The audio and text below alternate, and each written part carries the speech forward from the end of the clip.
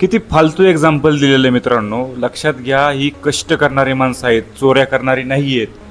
लक्षात घ्या, तुम्ही जर ह्यांचा असाच कोर्स विकत गेला, तुम्ही अशाच पद्धतीने यांचा कोर्स विकत घेतला तर लक्षात ठेवा 20,000 रुपये त्या कोर्सचे नाही जाणार. जो साठवून ठेवलेला किंवा इन्व्हेस्टमेंट केलेला 10-5 लाख रुपयाचा जो स्टॉक आहे तो पण जाणार आहे आणि 4-5 लाख रुपयाचं वर कर्ज होणार आहे. लक्षात ठेवा, यांची मेन स्ट्रॅटेजी आहे तुम्हाला फक्त कोर्स विकणं. यांना कोणत्याही पद्धतीचा प्रॉफिट होत नाही.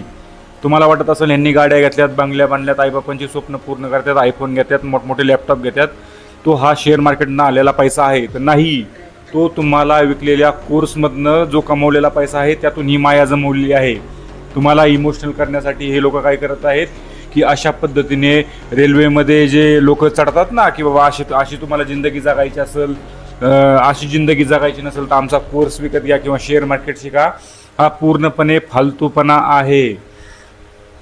त्यामुळं असल्या नालायकांच्या नादी लागू नका. शेअर मार्केट नक्कीच, मी असं शेअर मार्केटला बोलत नाही की शेअर मार्केटमधून पैसा कमवता येत नाही.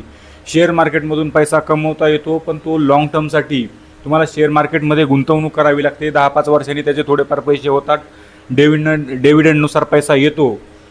असा कोणताही माणूस नाही आहे की ज्यांनी शेअर मार्केटमध्ये आज लाख रुपये टाकले आणि दुसऱ्या दिवशी त्याला 2 लाख रुपये भेटले.